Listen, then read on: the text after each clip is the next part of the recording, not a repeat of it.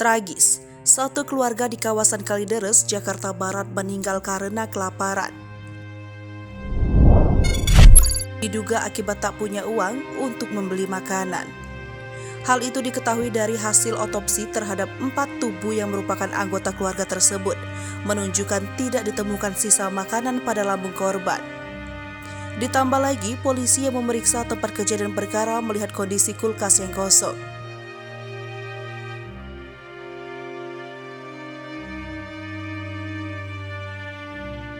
Sementara, hasil otopsi korban sebelumnya disampaikan Kapolres Metro Jakarta Barat Kombes Pol Pasma Royce.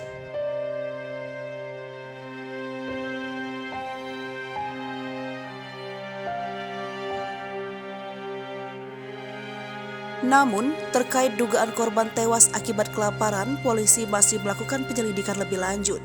Pasma mengatakan, dokter forensik Rumah Sakit Bayangkara Polri masih akan memeriksa organ lainnya.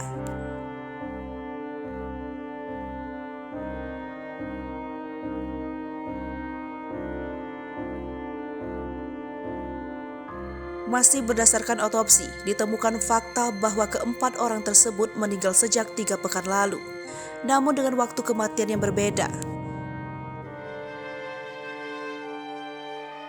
Adapun keempat tubuh yang ditemukan di rumah itu merupakan satu keluarga terdiri dari suami, istri, anak, dan ipar.